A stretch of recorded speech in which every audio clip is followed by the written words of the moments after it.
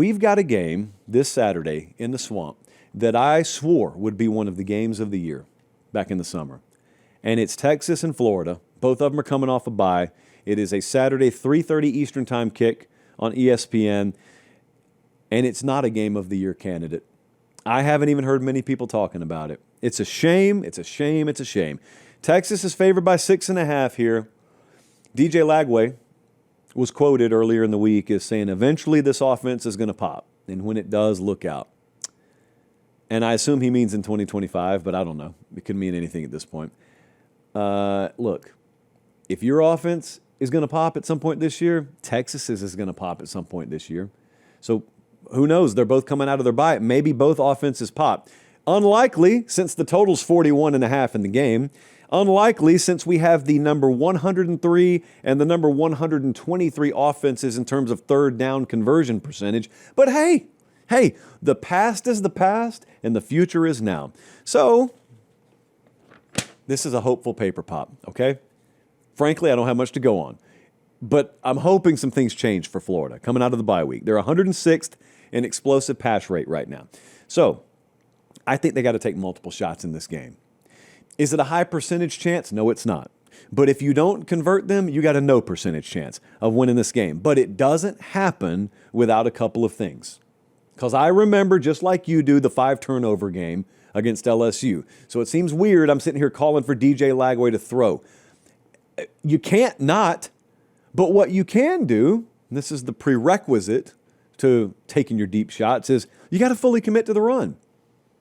Much like FSU, you're going to run into a brick wall many, many times, but you got to stay committed to it. Right now, you're sitting at 5.9 yards per carry.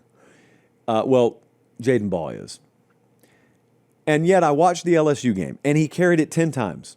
And I watched the Miami game, and he carried it 12 times. These are not blowout games. These are very close games. And they're just not giving him the ball. I have no idea why. And I don't question play calling. And I won't question individual play calling even in that sense. I will question philosophy. Why? Why did you think it gave you a better shot for DJ Lagway to throw that many times against LSU, a team also incapable of pulling away because they can't run the ball, when you could have run the ball yourself and controlled a lot more of the game? So one of the things that I always have in consideration when a team's season has gone bad, doubly especially when they have a bye week, is they have very little incentive to keep doing what they've been doing. Now, that's no guarantee that the changes they make will work, but they will make changes. So I certainly think they'll commit more to the ground game here. You got to flip third down, and it helps a lot more when it's third and short. But Florida right now, 123rd in third down conversion percentage, and Keith Niebuhr over at Gators Online, part of the On3 network there, Keith Niebuhr put out this stat earlier today over there, and it's troubling. There's no other word to describe it. It's troubling. Florida 1 of 19 on third down of 9+. We'll get back to the video 1 second. Do me one quick favor. Look down. Make sure you're subscribed. Most of you are. If you're not, please do so. It's the way we keep the channel free, we keep the videos coming, and we get to do college football year-round as God intended. All right, as promised, back to the video. You think in your head, at some point, you accidentally convert a couple of them. You got good athletes. At some point, you accidentally make a play a couple of times. Nope. 1 of 19 on third and 9+. So run the ball, get yourself in favorable third down situations, and just remember, you got really good players. You're supposed to have a really good offensive line.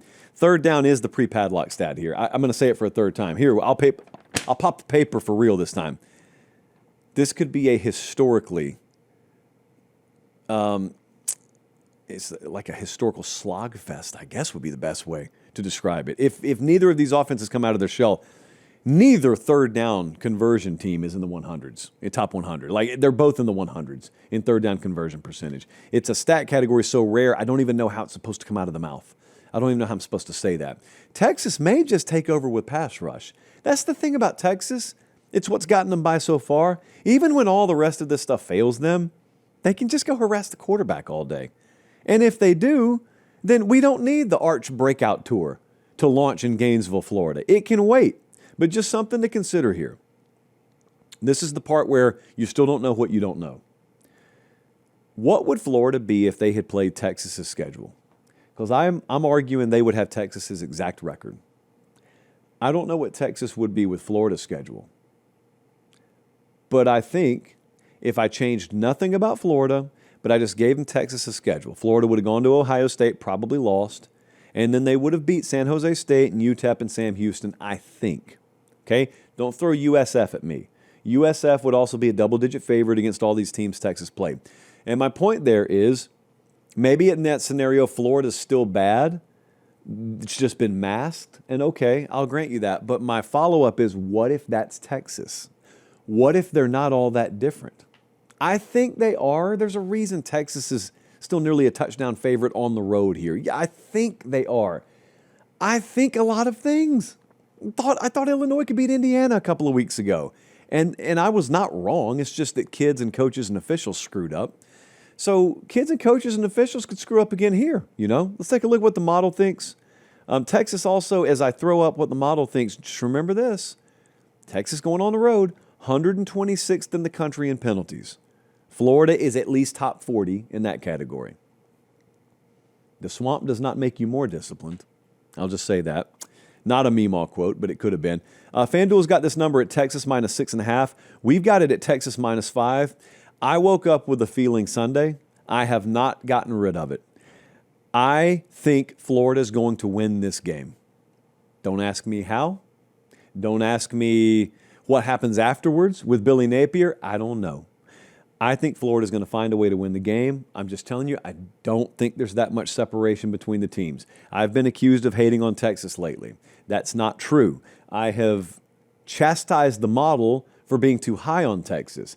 I'm not anti-Texas. I think, again, there is something to be said about the fact that that team did not quit on Napier last year. I don't think they're going to quit on him this year. They have played a little bit tougher schedule than Texas, and therefore they have contributed themselves to their own downfall. They've also faced some pretty stiff competition, and it's led to this perception that there's this big gap between these teams. Maybe there is, maybe there isn't. Maybe we haven't gotten Lagway at anything better than a C-plus performance level so far this year, and we get an A- out of him Saturday. That combined with that defense and Texas's offensive struggles and their wide receivers' inability to separate could be the difference. So I'm going to roll the dice, man. Everyone else is giving up on Billy Napier. I'm going to roll the dice. I'm going to buy Florida one more time.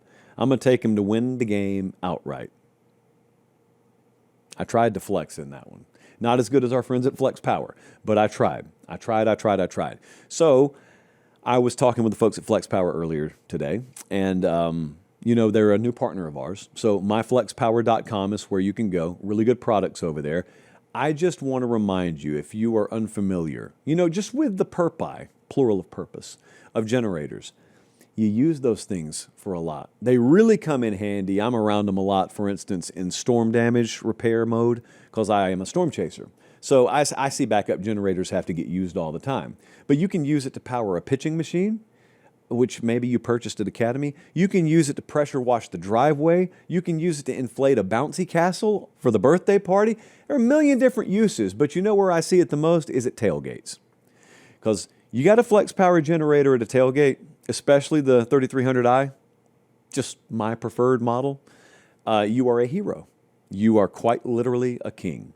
You don't walk into the tailgate scene with a flex power generator and become less popular. I'm not saying that it's going to make you prom king or queen or anything like that. You still got work to do yourself, but I'm just saying it doesn't hurt. It does not hurt at all. And we're very excited that they're on board. Friends, long time friends of the program.